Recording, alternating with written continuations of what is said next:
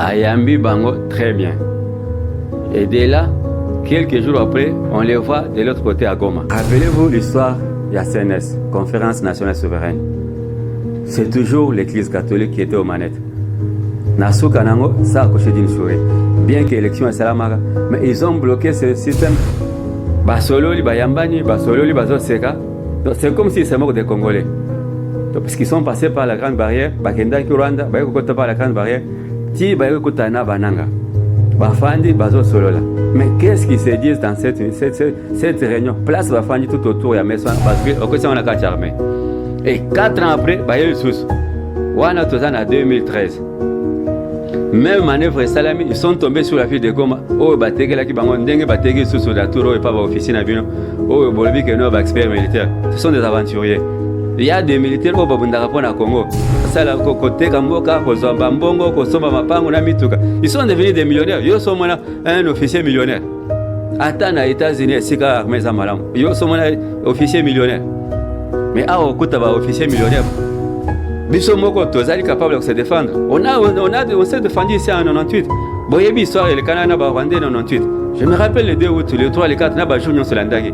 Malgré Bakata, Bakura, Naba Maï. Les Kinois se sont défendus. Alors, Bino Bato, Bozali, censé défendre le peuple. Beaucoup Mikuna Bofandi, Bozol Bakeno, Kabila Tigaki, Tilelona, Basilate. Bomonaki Bamsou, Sazoli, Basim. Rappelez-vous de cet officier, n'a qui sera la fois passée. Officier, Moko Mouné, Nafar d'essai. Bakanye, c'est un général Koutou. Bakanye, mais Elo Kalbosa, Oliko Sal, allié dans le Simunaï. Alors, des gens comme ça, Bazali. Merci beaucoup, na Bandeko, Nyon Soba Messana Kolandabiso. Les lots toyeko réagir par rapport à Oignon sur les Kanambo Cannabiso. Merci Nabino Bao Basabona.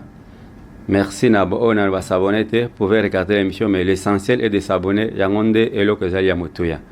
Comme ça, à chaque fois, ceux qui les masques et bimi, vous êtes les premiers à être informés. Aujourd'hui, nous avons parlé de ce qui s'est passé hier. Tomonaki, Bande Kunabiso Pisco. Balobino, Bango, Baza, médiateur, Nandenge na Bango, bien que Baza qui désigné par l'État congolais. Parce que j'ai suivi le ministre Moya, porte-parole du gouvernement, à Lobi, le chef de l'État n'a mandaté personne pour accueillir la batterie 123, soi-disant pour un dialogue Moroboy. C'est une initiative privée à l'Église catholique, à l'Église protestante. Mais qu'est-ce qui se passe derrière ces choses? Vous avez vu la démarche de nos pères spirituels, Tobenga Bango Bongo, parce qu'ils sont. Bakei, Bakei Kutana Mokonsamboka. Ayambi Bango, très bien. Et dès là, quelques jours après, on les voit de l'autre côté à Goma. Ce qui est choquant, c'est quoi? Dans tout ce qui se passe au Congo, l'Église catholique ne dit rien. Bazo Bomaba, Babomi, Batouana Vambakota na Goma, ils ont fait des massacres. Babomi Batebe na Goma. Tilelo, Bazo continue, Koboma, Peko violé, Basi na Goma. L'Église catholique ne dit rien. L'Église protestante ne dit rien. Mais, Babimisi ba moyen na bango, ba lebi no biso tozo kende kokota na ba nanga na ba mususu bazakuna po baya kobeta masolo soki dialogue bango bazoluka. Rappelez-vous ce qu'on a essayé de la fois passée. Makamu ba journaliste balobaka parfois vous prenez ça à la légère. Mais ezali ba réalité. Il y a un monde où ezali tellement compliqué que moyen de découvrir ba mécanisme sezate. Il fallait des gens batu amaye les bakota mozindo pour ba comme melabino information au yoko fonga biso miso. Apparemment congolais à la mokité. Rappelez-vous l'histoire de la CNS, Conférence Nationale Souveraine. C'est toujours l'Église catholique qui était aux manettes. Nasuka nango ça a couché d'une souris. Bien que l'élection est salamara, mais ils ont bloqué ce système. Ti nandenge mobutu aka koboya makambo na nyonso. Toyawa avant makambo ya avant le 5 se limité à kufa. Basali ba négociation na bango ti nasuka balobi non to sali yango à 99%, 99% est égal à 1%, bango babombi. 1% on a réalité ezali. C'était toujours le partage du gâteau. Parce que bango ba sala ki musalo bakokai ko sala. Ils se sont dit non toko bima kuna maboko pambate. Il faut batuna biso ba se retrouver kuna. Et vous savez ndenge ni makambo ne sukaka. Bon mwana ba premier ministre bimana prison moto auti prison akomi premier ministre bamosusu baye kolanda tina ndenge baye komemela biso oyo akomi lelo. Je vous avais dit que ces gens avaient fabriqué un monstre. L'église avait fabriqué un monstre. Je pense que bao balanda ki biso nya bao ba mesana kolanda biso parfois makamususu zo boya koloba na ba media puisque boyebi ka ba censure na ba sanction ndenge landaka. L'église nous a fabriqué un monstre.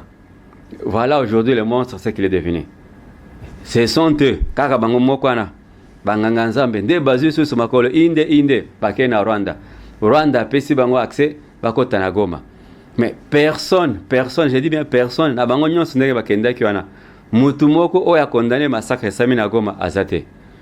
Mutu oyo a condamné nanga pona oyo asali azate.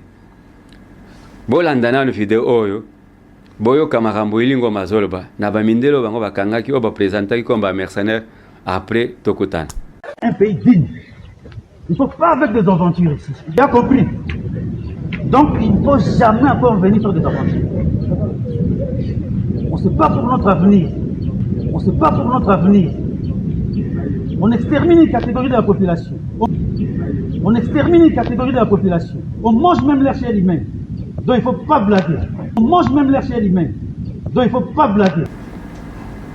Merci beaucoup na rédacteur Nanga Edi Maole. Wilingo Mazolo Banine. Ils sont venus dans ce pays pour défendre leur avenir, leurs intérêts. Avenir à Wilingo, ils ont un Gomate. Avenir à Wilingo, ils ont un Congolais. Et il vous dit dans cette vidéo que Bazali prêt, Yakobo Mabato, exterminer une certaine catégorie de gens. Bato Bango Bazali exterminer. Ils ont sauté. Ce sont les Congolais. Pour remplacer Bango Nabatouti ou Bande Konabango. Et à la fin, il vous dit bakoki même kolia la chair humaine. Chair humaine na bazolo baizaji misunya sosote ezali misunya bato. C'est ça la philosophie. Alors, je me pose maintenant la question.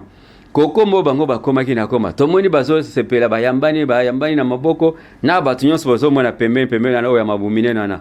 Ce sont des gens maladifs. Oh basi balia bilo ba poison ya barwande bafanya bazo zelaka aliwa. Parce que vous savez barwande ndenge bakopera na batu ndenge sukaka. C'est un peu ça. On est allé entre parenthèses. Et ça, tina masolo na bisote. Mais nakati ya lisolo wana. Basolo li bayambani, basolo li bazo seka. C'est comme si c'est mort des Congolais. Parce qu'ils sont passés par la grande barrière, bakenda ki Rwanda, bayeko kota par la grande barrière, ti bayeko kota na bananga. Bafandi bazo solo là. Mais qu'est-ce qu'ils se disent dans cette réunion? Place bafandi tout autour ya mesa bazo beta lisolo nini. On ne sait pas grand-chose des propos échangés entre la mission des églises catholiques et protestantes et les représentants de l'Alliance du fleuve Congo, M23, à Goma ce mercredi. Les églises du Congo ont entamé une tournée de consultation pour faire face à la guerre dans l'est du pays. Mais la rencontre de Goma fait grincer des dents et à la sortie, Monseigneur Donatien Tcholé se justifie.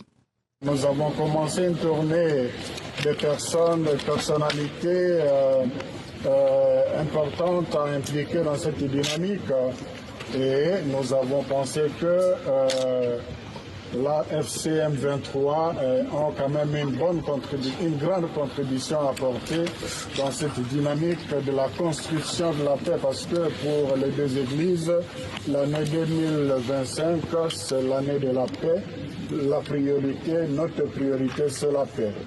Compte rendu au bazo au Sabiso. Est-ce que yangonde masolo o basolo la kikuna? Yangonde zaleki point de tout bani. Tina o bango basela ki voyage. Voyage bakeno bayambi biso bien, to sepe landenge bayambi biso to zo senga bango bako kako solo la batika bitumba. Finalement, ils se moquent de qui? Ces gens en Soudan, ils se moquent de qui? Voilà, c'est comme ça qu'ils ont embarqué l'église protestante. Bango pe bakoma lokola mwana moko amoke, bazo bambi bango na lisolo, o tetoke ni kokutana nanga toso. Mais qui nous a amené nanga dans ce pays? Ce n'est pas l'église. Ce n'est pas l'église qui nous a amené nanga. Quand nanga tué ces gens là-bas, aza frère l'église mo quelque part na Congo. Parce que pasteur oyaye abenga kelba que non nanga ce que tu fais n'est pas bon. Ou bien c'est la même Bible qui dit que non, va tuer tes frères. Pour y avoir une négociation. Et puis, botala bien image wana. Nanga zan tourné na bandani. Bandani o baza pembe na nanga. Ce sont les Rwandais. Bazot batelemi na minduki bazota la nanga. Po ba kompa bayoka azolo banini. Azo solani na bande konaye. Est-ce qu'à côté Gabiso, et ça, le Kamoro Mabeko Bimisakuna, non, tout ça pour faire peur à Nanga, à quoi la vérité. C'est pourquoi Boumoni, bah, terminer Mindu qui pembe nae, Maya, à quoi la vérité zate. Je suis Monseigneur Chole, à Zolobanin. Il y a ces pays qui ont ndenge bayambi bango, masolo basololi, a beti peli solo angote contre Randiwana, à Bombi. Je me pose maintenant la question, ceux qui bazongia on a qui? Bah ouais, on peut se contre Randiwana pana. Bah au sein de sous audience, c'est pas chef de l'État yamba bango. Pour bailler c'est que non, tala to solo nanga à l'obi boyabi non. Ne nous prenez pas pour des imbéciles, bande qu'on a biso ba catholique. Bozo biso le kola ba imbécile. Peuple congolais a souffert. Son sol est occupé. Les Rwandais occupent les sols congolais. Mais bino boke kuna bofandi bozo sola bozo seka asuka bobio no te tokoya nini to eko senga bango batika bitumba po bake basa basola makamuna kimia. So kimia o bino bozo linga basola na banani. Bato bango bazo bomande basola na bango. Ou bien vous avez le même agenda. Parce que na point de presse nanga lobakine. Ya Rosa la présidente va repérer sa transition à l'église catholique. C'est la même église catholique, 2 jours après, va salir des marches, va écouter un homme au Konzambok. Ote, tozo, bunda, to ça l'effort, médiation. Médiation, bino, entre qui na qui. C'est ce que vous avez très bien dit que nous, à Solana, va toi, nate. Tant que vous avez solo à la négociation, va bien au dialogue. Parce que vous vous rappelez ce qui s'est passé en 2009. Basali manœuvre, ils ont pris des fils. Nasuka baki na négociation na CNDP. Mwanga chouchou o lelo bomoni afanya na prison. Yende mutu azaka chef à CNDP. Nasuka c'était quoi? Il fallait intégrer le Rwandais au nyons bakosala ki mouvement na bakota na armée. Naïf connaître bazu batwana avec la complicité de Kabila bakosala na kacha armée. Et 4 ans après baye sous. Wana tozana 2013. Même manœuvre salami, ils sont tombés sur la file de Goma. Oh, batege la ki bango ndenge batege sous la tour et pas va officier na bino. Oh, bolobi que no ba expert militaire. Ce sont des aventuriers. Il y a des militaires au babunda rapon à Congo. Mais na kati kuna il y a des affairistes. Bato ba continue armée pour na ko sala côté kamboka ko zamba mbongo ko somba mapango na mituka. Ils sont devenus des millionnaires. Yo sont un officier millionnaire. Ata na États-Unis sika armée za malam. Yo sont un officier millionnaire. Mais à okuta ba officier millionnaire ba fandi à l'aise ba zo tambola ba jipa minier ba jipa cher okuta officier zo tambola jipa $120,000 mais ba futa gaye combien bon mais quand ko tuna ba tona ba futa ba mbongo combien pour asomba ba mituka wana c'est l'argent des coltans l'argent des minéraux ya bato bango ba zo bomana est tozonga na lisolo ya négociation ba lobby bango ba après ba offrir ba service na bango ce sont des services bien sûr. Mais qu'est-ce qui se cache derrière ces négociations? Pour Toya Kozonga na dossier il y a 2013. 2013 et l'autre batoye baraté. N'a compris raté Congolais à trop naïf. Je ne sais pas pourquoi. Ezali Rwanda azobunda pour azo mabele. Rwanda azobunda pour azo espace. Mais bino ba Congolais bo fanja nanga ya kaka. Nanga yo na koti na koma. Bata koma pe balobai kaka nanga ya kaka. Tango koti na koma qu'est-ce qui s'est passé? Boyoka ki bato bazo betel sur la carnage, bien qu'on a voulu étouffer la vérité. Mais Nasoka ba ONG et Lobinin, ils ont compté plus de 3000 morts. Parce que vous pensez que 3000 morts na bazaki ba soda? Il y a Congo, il y a Rwanda, il y a des civils.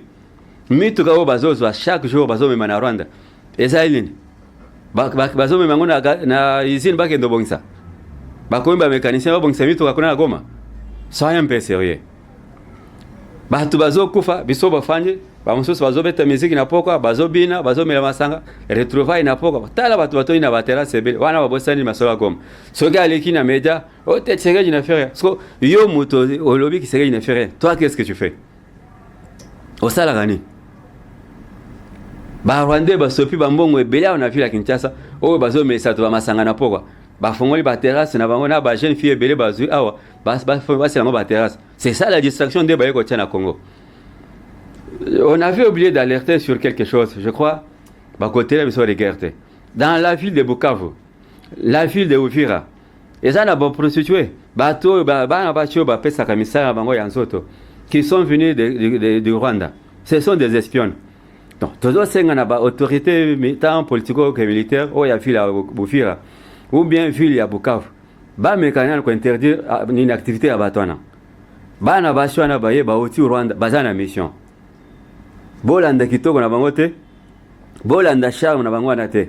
Ce sont des hypocrites. Bayende na mission baza ba espion batinyo na mission ba remerciement les distractions ndenge oya mibali baya na Kinshasa na ya basi bazo distraire bakino komela masanga ebele na pokwa kola na likuna bate oyo bakangaki na banda ezaki na bare ezaki na ndako moto te bayaka komela masanga place à chaque fois. Nous devons nous réveiller nous to la mokande na pongio biso tolali parce que eza Congo na biso nde bazolinga bazwa na minute opposant il fallait pas ala na minute o ngai soki mutu yani à cause à la tête bazo me mena distraction ya négociation ndenge basali sous distraction ya cesser le fait ngo bazo sala banane bato bino boso bonisa. Moi ce qui m'étonne c'est quoi au moins na bofandi ba officier FARDC bazo sala communiquer ote ba attaquer par position na biso mais bino vous êtes toute une armée sur votre sol. Vous attendez que M23 va attaquer bien. Bon, il y a ça peu comme que non, l'opposition ont été attaquées. Mais finalement, soit Bolingite, Bissomoko Tozali capable de se défendre. On s'est défendu ici en 98. Boyebi soir et le Canada va rendre en 98. Je me rappelle les 2 août, les 3, les 4, Naba Junior Selandagi. Malgré Bakata, Bakura, Naba Mai. Les Kinois se sont défendus. Alors, Bino Bato, Bozali censé défendre le peuple. Beaucoup mikuna bofandi bozolo bakeno ba attaquer ba position parce que armée loyaliste oya ko mabele ya Congo na mabele na bino mutauti libanda aya ko bunisa bino bolobite to vandaki na biso kima ba ko attaquer biso. Je ne sais pas position ana vous voulez respecter les cessez-le-feu au bango balobaki ou bien vous êtes là pour la défense du pays. Faites un choix alors, soit vous êtes du côté de l'ennemi ou bien vous êtes du côté ba congolais pour défendre bango. Beaucoup qui kozala wana te bozala kimia wolo bakeno tozozela baya ko attaquer biso après bozo sala communiquer no baya ko attaquer par position biso 2-3 jours après wolo bakeno on a fait un repli stratégique plus stratégique nanya pesa ordre repli stratégique nanya pesa ordre wana repli stratégique mais chaque fois quand vous repliez nous connaissons la suite et comme le kola moi danse moko boy to bi que no place ba ko chapa boy aba ba bina boy aba sa na suka ko te village wana kena mboko ba M23 nazonga muke na makambo ya négociation ya basango boyebi dialogue o basaka na 2013 ndenge sukaka ces gens là na document na bango c'est écrit sur noir et blanc nde eloko bazolo kalelo basala mona tseke le quoi le secrétaire je ne peux pas négocier avec ces gens. Il y a une loi qui a été votée à l'époque de Mbosso vient na Mbosso tiki parlementaire ndenge mobulu ekoti kona mobulu ekoti makasi na Assemblée nationale bato bino botie wana oyo yo moko président de Fandaki talelo makambo zo sala sorti na bango basala qui la fois passée azolo banine au lieu de tourner autour du pot. Ce sont des messages peut-être vous comprendre moto azolo avec son cœur il vous transmet des messages mais bien vous comprendre Mbosso albaka na bino bobi na ba groupes armés gouverneur militaire à Ituri albakani il a cité 2 personnes abanga kité apesi une combat 2 personnes des députés oyo basé impliqué na ba groupes armés. Est-ce que l'Assemblée nationale va tirer au Beng Sabatona? Et après, que non, nous sommes en train de tourner autour du pot. Il fallait aller à l'essentiel. L'essentiel, c'était quoi?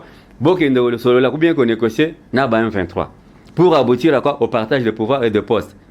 Ce qui s'est passé en 2013. Si Maya Masolo o Kabila Salaki na M23. Na document o na ne Raymond Chibanda signaki va koma kini. L'État congolais faut accéder à 43% à poste de commandement. ANR DGM, armée, police, tous les services au Bonébi à sécurité. Il faut battre à Bakota. 43% au Bango Bazoluka. Faites un peu les calculs. Sur 100%, Bango Bazu 43. Pour un groupe d'individus au Baouti Rwanda, Bazata va Congolais. Bakota en armée, Bapesa 43%. Dans la police, 43%. Commandement, il y a un service, 43%.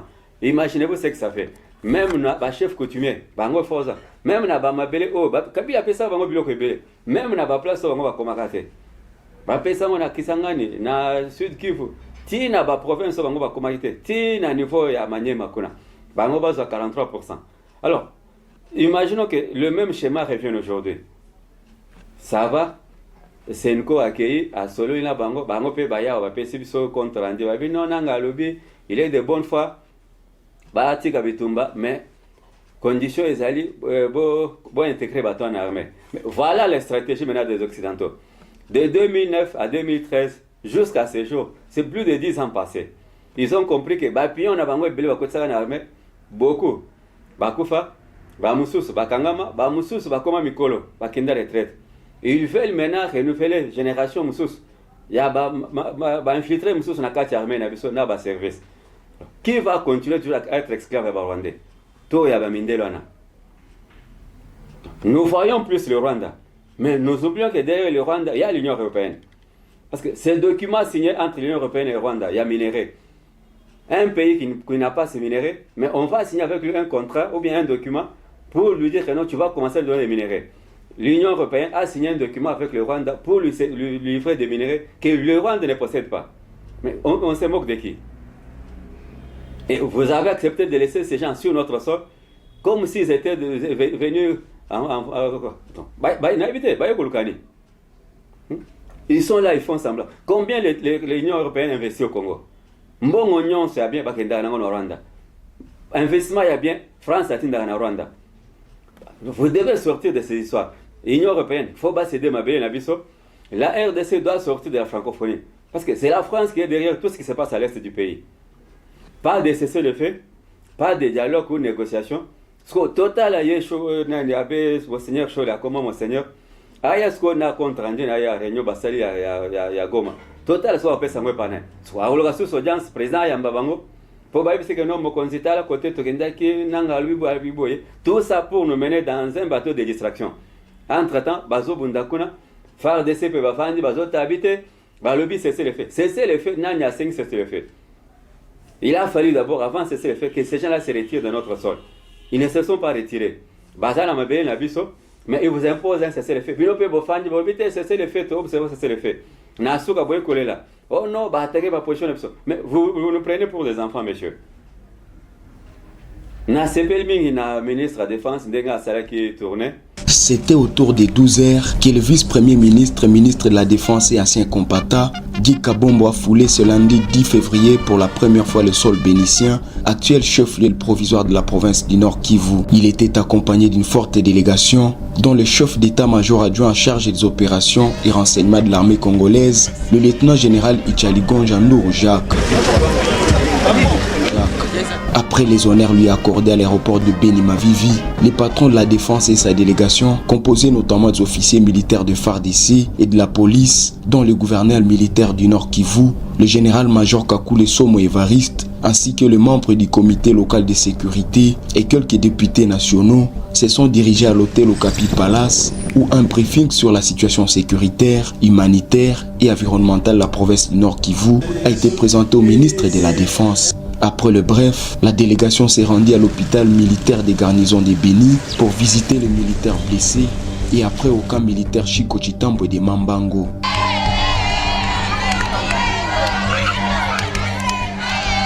Nande kunabiso mwana mboka Igwe Jean-Pierre Bemba.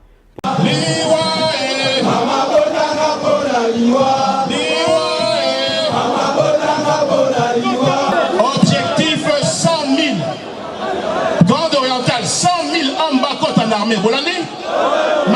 On a mobilisation, j'ai vu des jeunes recrues. On a aujourd'hui enregistré plus ou moins 60 000 recrues. Il y a des jeunes volontaires qui se présenter pour bakot en armée. C'est ça, mouvement et là il fallait ba parti politique basala yango. Na minute na mona moto atemi azo senga kota te. Yo moto mesana ko senga ba kota. Yango il fallait senga pe kota ya na armée. No wana bana bino bako kota armée te. No ceux qui ont partage des postes wana bana bino baye. Basi na bino baye. Ba noko tina baba za na mboka baye bayo fana Kinshasa baluka ba poste. Toza bana mikete. Congolais faut otelema ofungola miso.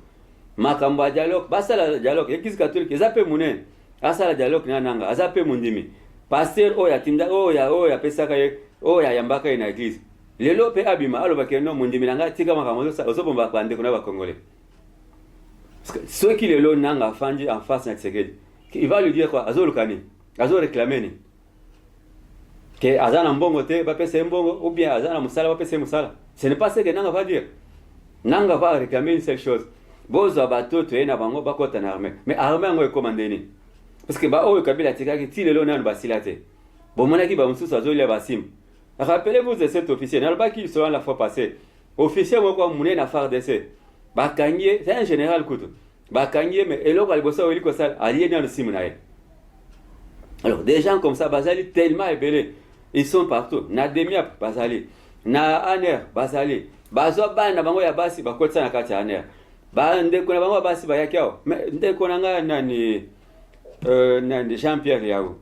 Mais kempe kotala nano étude dans la fonction publique. Lokola Kagame azana ba poste derrière bazonga na Rwanda. Mais ces gens aussi font partie de FDLR. Ba Rwanda union soit dans la carte d'administration publique. Tous ces gens qui se trouvent dans la fonction publique. Il faut bazonga pas na bango. Comme ça, ceux qui chargent les zongeli bango, bah comprendre que non, et le Congo va salir, et ça l'a caté. Le Congo nous a tout donné, le Congo leur a tout donné, mais en retour, bah ça fait son année. Bah quoi y en a battu, bah bilongo moka, bilongo ya mike boy, nde battu azolo que non, tofana bango, tosola bango, et puis beaucoup ça battu, on a beaucoup de carte armée, bah comme bah officier. Je connais des officiers au Bazakiawa, au Baota brassage. Ceux qui vont payer papier boy pas comment, il n'est même pas à mesure comme lettre. So mutabongo kuta babambie grade colonel, grade général pour abundaki na est tango abundaki na baso so dona bat a gagner kili to mekempe ko tala likambwana bo meka ko tala likambwana parce que ce n'est pas sérieux. Les Congolais doivent être pris au sérieux. Mabele à Congo ezalité mabele moko motalali ala moki azui munduki lobby a commis ono azo revendiquer il faut à son poste. Donc si c'est comme ça bisonyo soit frustré il faut tous à munduki.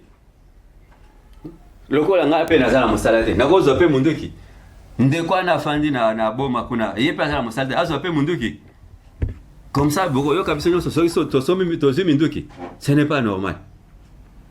Namoni l'état congolais biloko ngo na ebite ba mesure mususu o biso to senga bozo depuis kala fermeture la frontière bokanga frontière te ti batona bazokota na grande barrière na petite barrière frontière pour les bokanga ambassade bokangi ambassade te ti bakomi na Goma nde bozo de sio ono tokanga ambassade mais entre temps ambassade Rwanda ezaki azo sala na ba mindele na kati na ebite ba Rwanda mususu akoma ba mindele na ebite tozana dossier mususu awa bien sûr bien besoin salutaire mais il faut que cet espace soit protégé. Tout avion immatriculé na Rwanda ou bien avec l'immatriculation du Rwanda ce qui est l'équipe kola sol mabele à Congo il faut qu'abattre avion ana. Non seulement qu'on peut s'en baleka, mais il faut qu'on batte l'avion là. Comme ça, ils sauront que non, le Congo est en colère. Parce que ceux qui botiki bango, na position là, nous serons toujours faibles. Baromo la te bango balbaka bongo bazoka décision ka bongo na soka bakolema. Cette fois-ci, il faut qu'il y ait la fermeté. Nazo Senga, l'État a doté tous les services aux contre l'espace aérien de tous les moyens qu'il faut pour sécuriser l'espace aérien à Congo. Et ça, n'importe quel avion qui est na Congo. Boyebi histoire de Kana Congo na est on a. Ba avion ebele ya kakotika minduki ekitaka na est à Congo. Alors, beaucoup qui kotika bato na position anate. Vous avez pris une mesure, il faut que ba moyen peu conséquent et landa pour mesure à les respecter. Cette fois-ci, elles ont la tête, tu as regretté que non, tu as le coup de bakanga espèce sérieux, mais avion moké outi Rwanda et les kaote et les kasuste. Bango bazala mabaya bango baleka, soit ba oleka soit pas la France. Mais ngai na ko senga na bino. Je demande aux représentants ya RDC na francophonie, Bobi Manaelo kwana. Bobinga na ba représentant nyonso ya Union européenne au bazana Congo. Local États-Unis alobaki na batuna ke no babi managoma, babi makinchas. C'est la même chose. Bossa la pe bongo. Bobinga na ba européen batikala, basonge pa na bango. Toutes ces ambassades doivent fermer.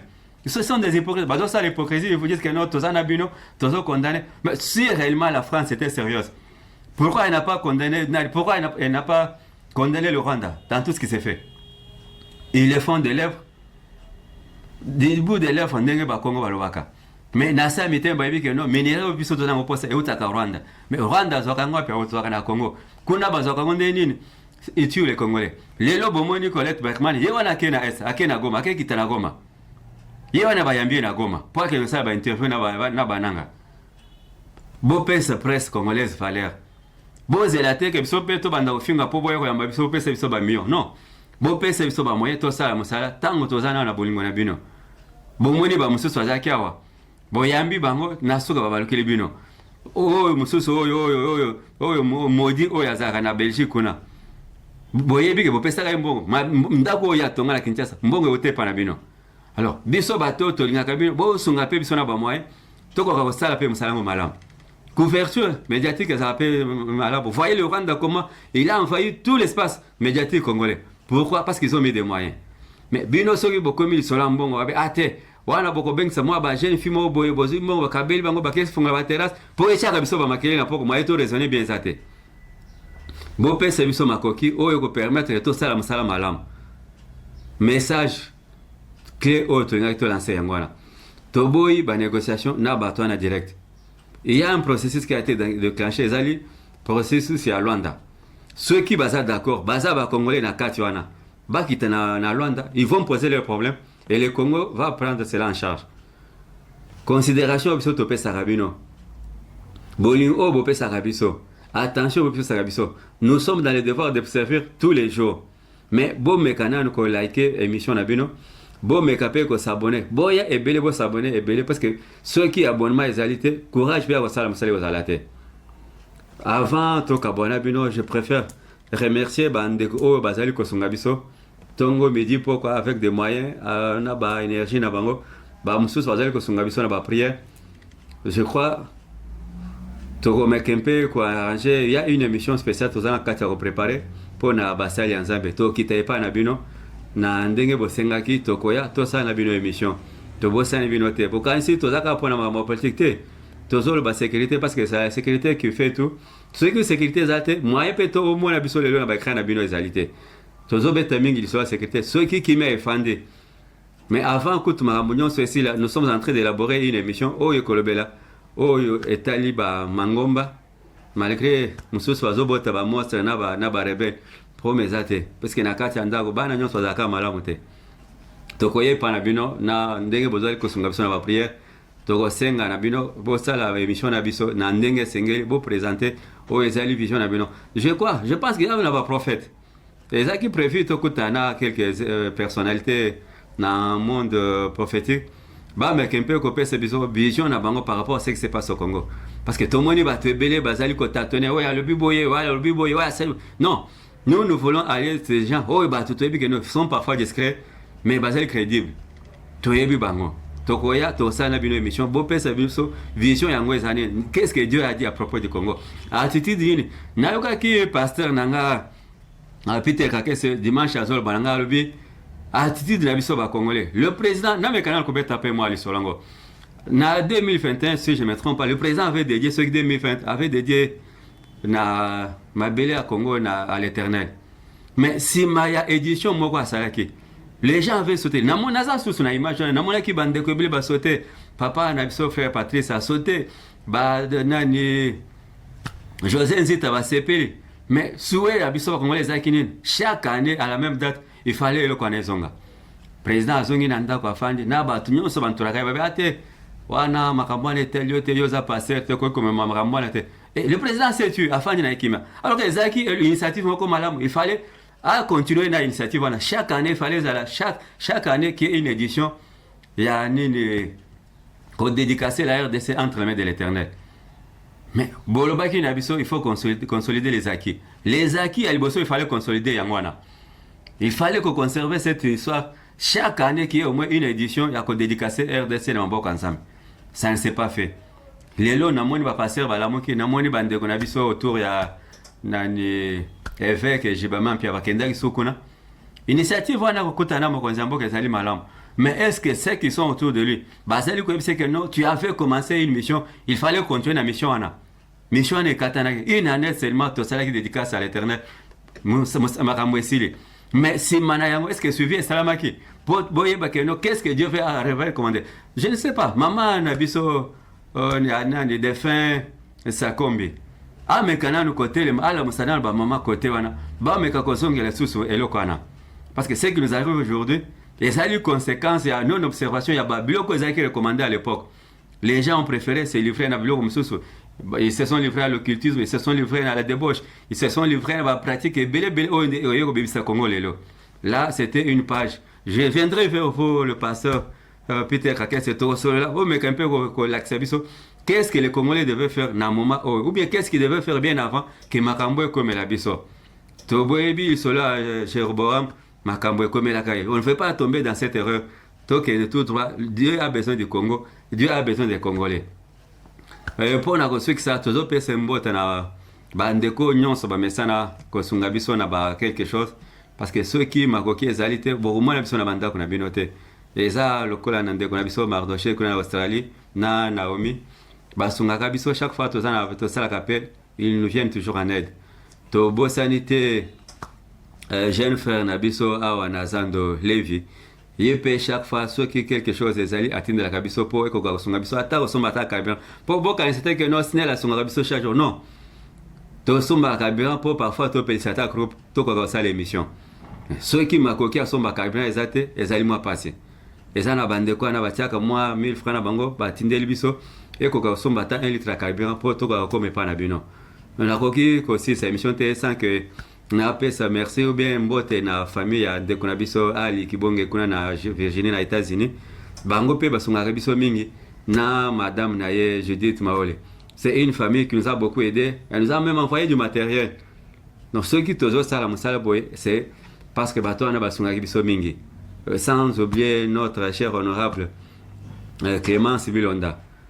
Nathalie Nasima ba caméra tozana ndeko na biso Edi tozana mama na biso Linda Mbuyi oya azali kosunga biso. Je suis sûr que prochainement bokolanda émission na ye oya Tolia Elongo oya Makosa.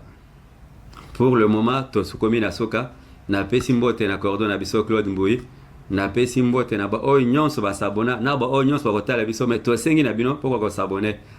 Merci, que Dieu vous bénisse, à la prochaine.